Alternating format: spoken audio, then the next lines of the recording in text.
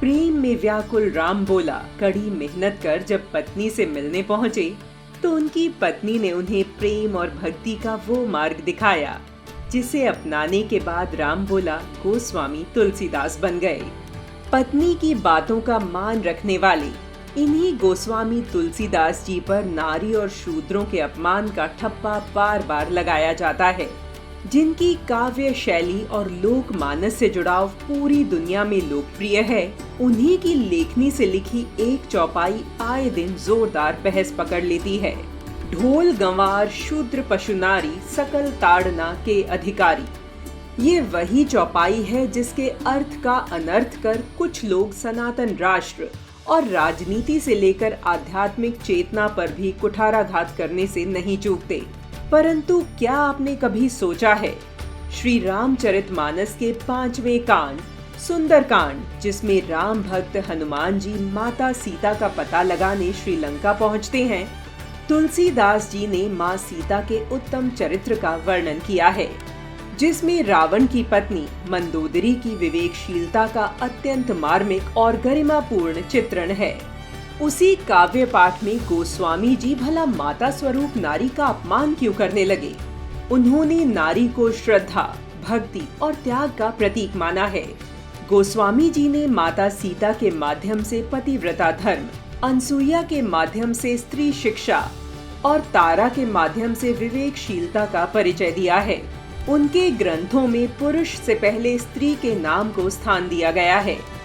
राम सीता नहीं बल्कि सीताराम अथवा सिया राम का उल्लेख किया गया है। उन्होंने अपनी रचनाओं तक नारी सम्मान नहीं रखा, बल्कि उनके साथ कैसा व्यवहार होना चाहिए ये भी समझाने की कोशिश की है। बधू लरिकनी पर घर आई, राखेहु नयन पलक की नाई।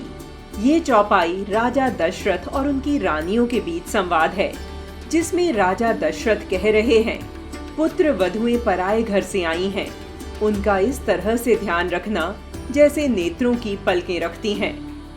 बहुओं के प्रति यदि यही भाव प्रत्येक सास ससुर रखें, उन्हें अपनी बेटी के समान स्नेह एवं प्रेम दें, तो पारिवारिक जीवन कितना सुखद हो जाएगा।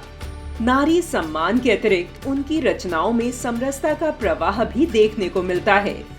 शबरी एक भील जाति की वृद्धा है, जो स्वयं को बार बार अधम अर्थात सामाजिक दृष्टि से निम्न कहती हैं, परंतु भगवान राम उनके द्वारा प्रेम पूर्वक अर्पित किए गए कंद मूल और फल अत्यंत आत्मीयता से ग्रहण करते हैं।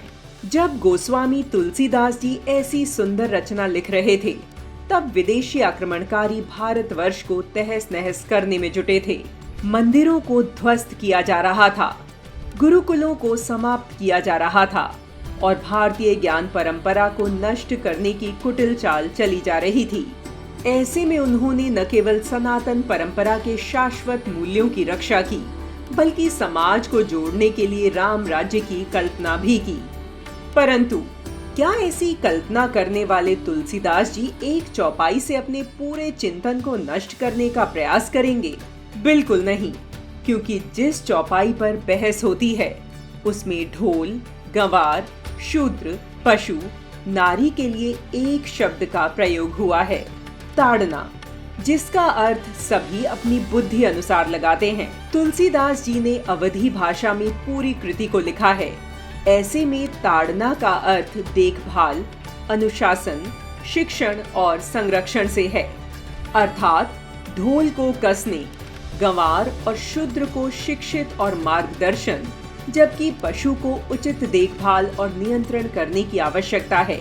वहीं नारी को शिक्षा और सम्मान का अधिकारी बताया है।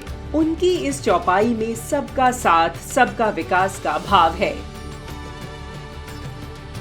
ऐसे प्रखर आध्यात्मिक चिंतक और समरसता मूलक समाज दृष्टा गोस्वामी तुलसीदास जी की जयंती पर कोटि कोटि नमन।